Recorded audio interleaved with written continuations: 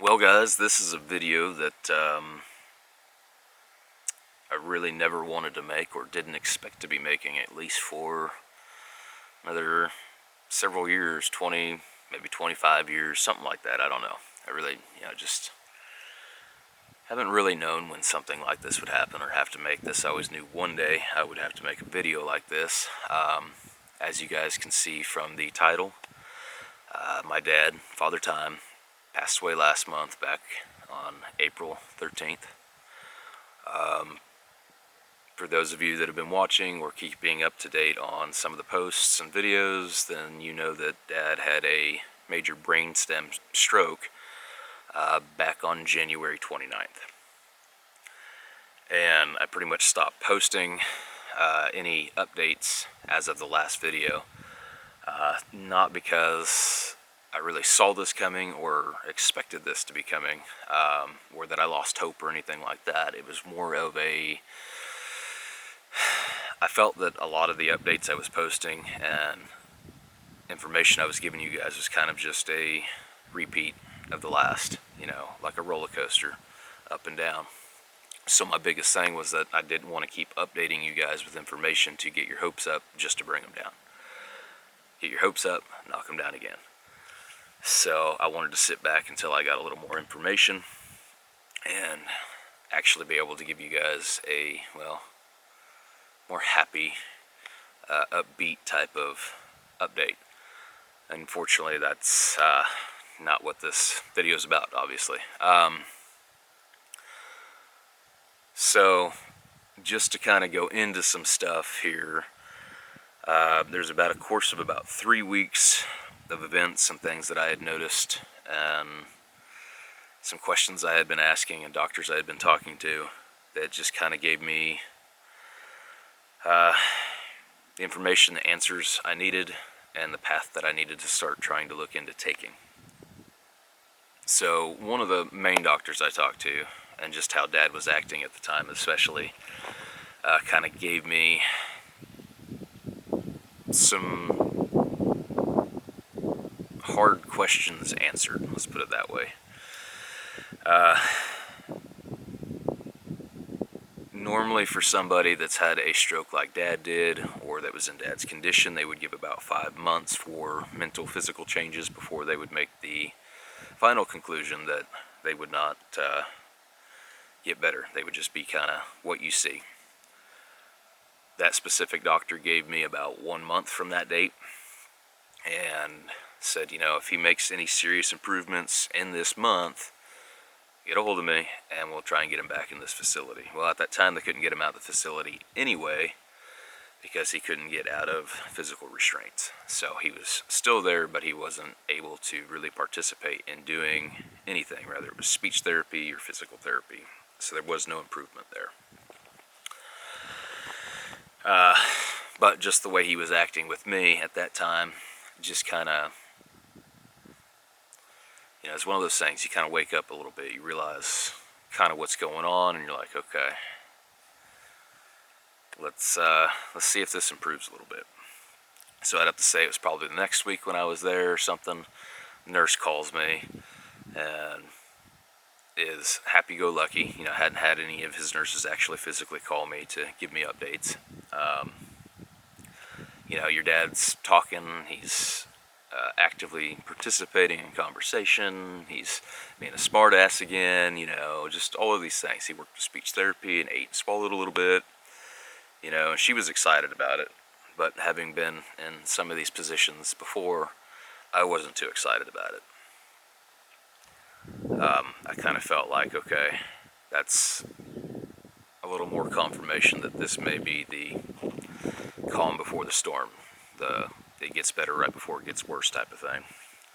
Went back in the next day and thankfully got to have a relatively decent conversation with Dad. He wasn't all there, he was still pretty confused, wasn't kind of in the now. But we did get to talk about some things. And I think I got kind of something I really needed from that as well, which was, hey, I love you, Dad, I love you, son. We got to have that, and I got to hug Dad. And even though he wasn't in the great greatest of condition. We kind of joked and played a little bit, and by and large, gave each other a high five on my way out, and had the conversation when I would be back next, which he was off on the day, but then once I kind of talked to him about it, he realized what day it was, and then wanted to know, okay, what days are you coming back? I was like, Monday, Tuesday. He's like, okay, Monday, Tuesday. Walking out Monday, Tuesday, right? Yeah, Monday, Tuesday. So I get back, I don't remember if it was Monday or Sunday night, somewhere in there, but I get a call at about 3 a.m., and it's his nurse. And this is where I kind of had a feeling things were kind of going in the direction anyway. Your dad's gone septic. He's non-responsive to anything other than physical pain.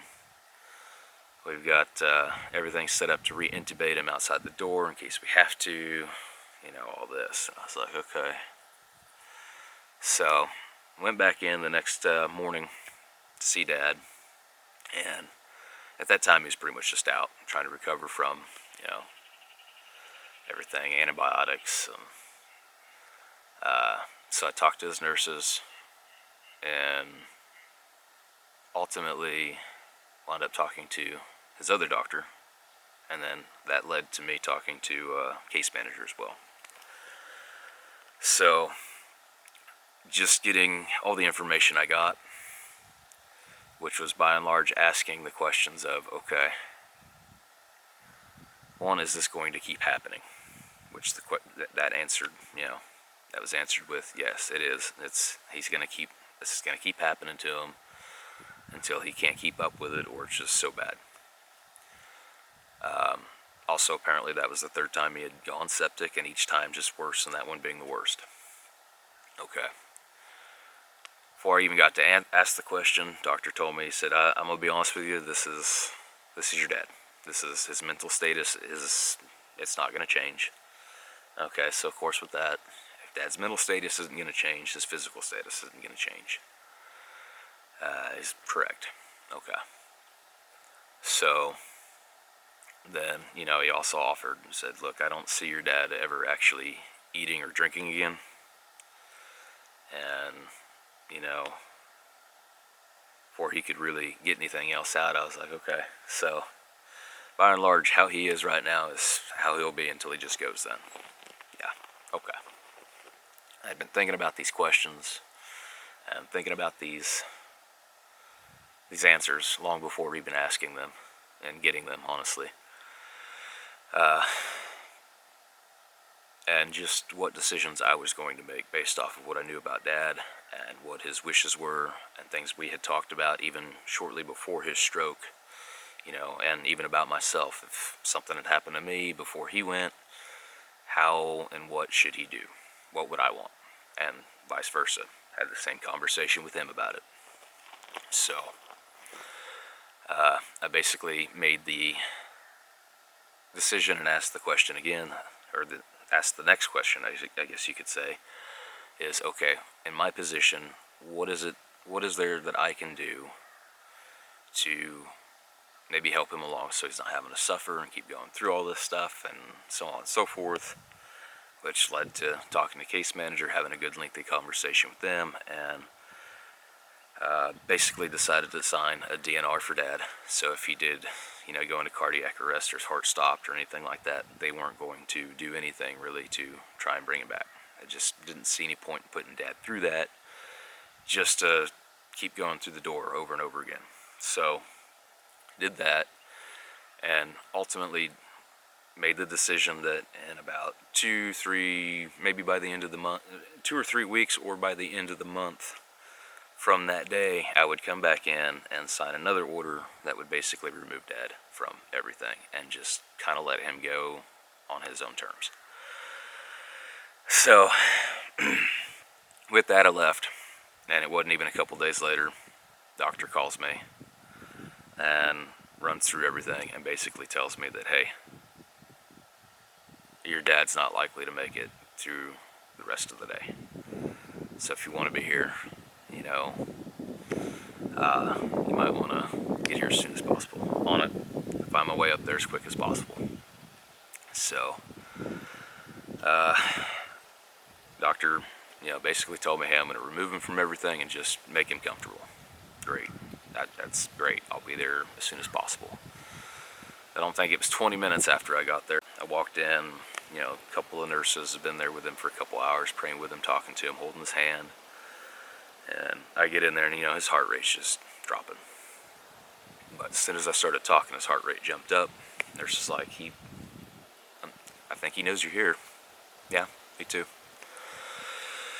So I sat there and alone with Dad and told him some things I needed to tell him. And just talked to him for a while. And it wasn't shortly after that when pretty much was done. His heart rate just started going pretty quick. It was really fast, actually. But if you've ever been in that position, then you know it felt like a lifetime. So, and that's something that gets burned into your head for the rest of your life, and you don't ever get rid of it. Never goes away. But by and large, it's a good thing I was able to be there, and Dad was able to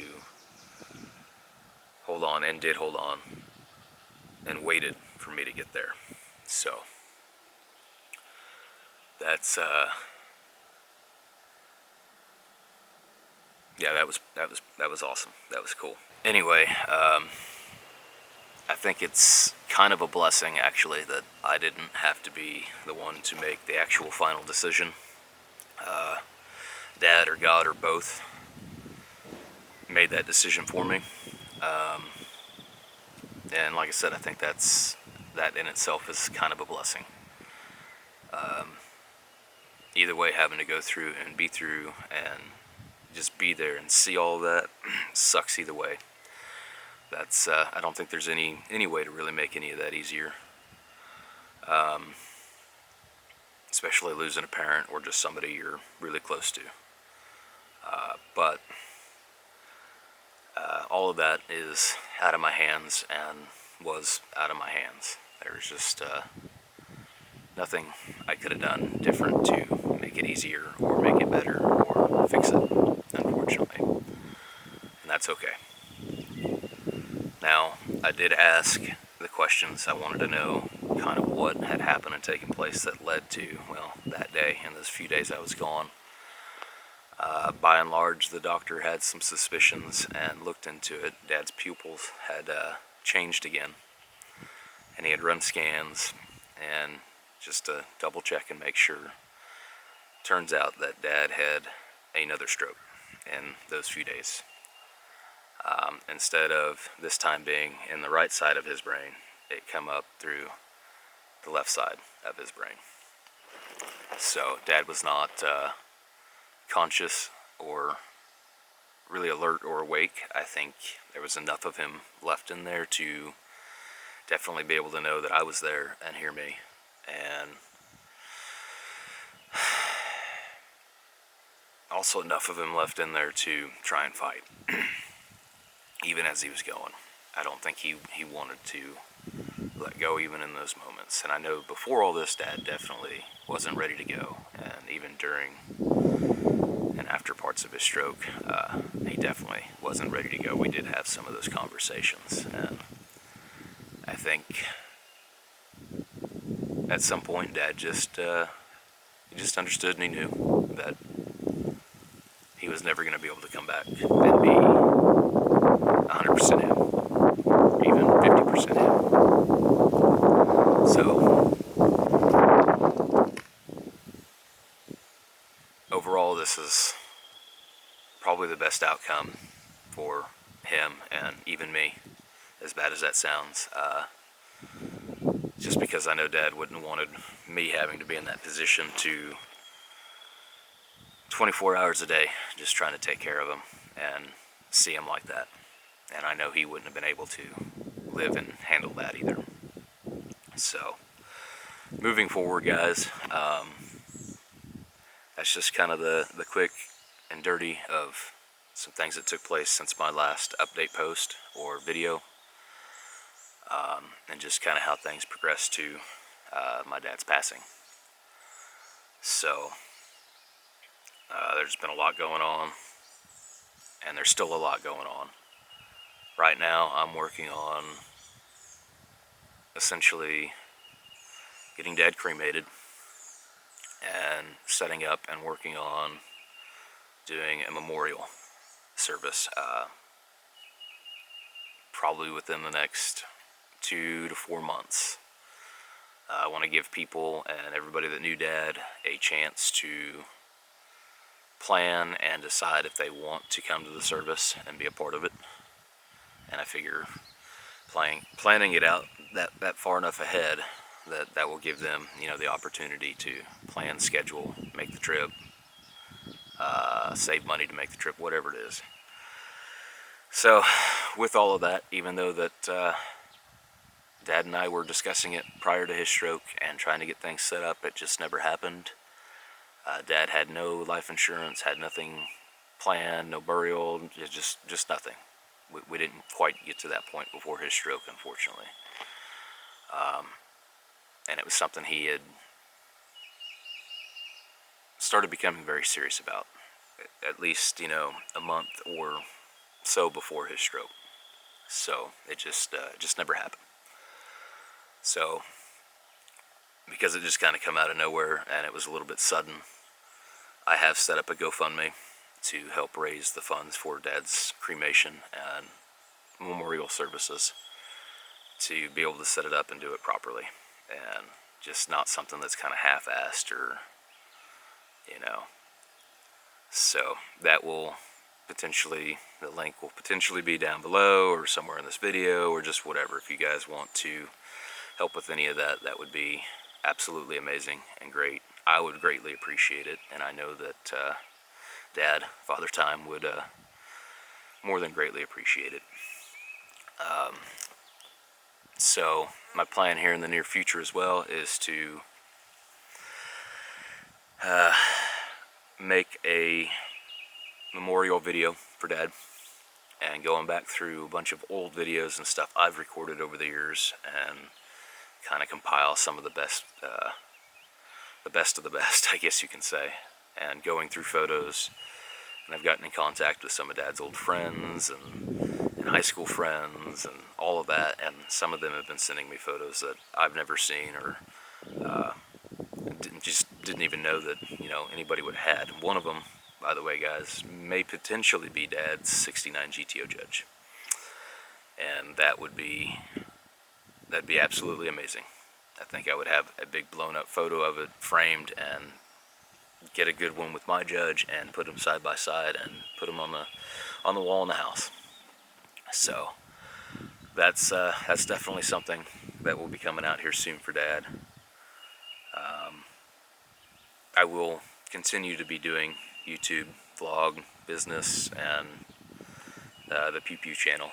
It's just going to take me a little bit of time to get back to it. Like I said, there's a lot going on here, and while I have a bunch of videos I've recorded and a backlog of other things, I just don't have the time to sit down and really do them justice or get them edited right now. So some will be behind as they come out. But here in due time, it'll all come back, guys. But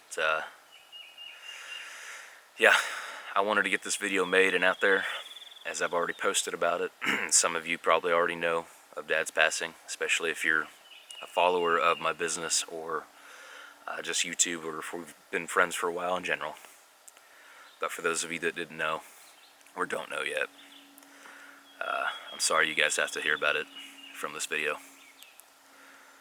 But nonetheless, regardless, I will be keeping Dad alive in a lot of the videos and everything I do with YouTube from here on out.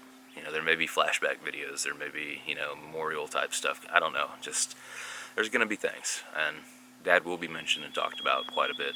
So, with that, guys, until the next video, as always, stay frosty, ride or die, Reaper out.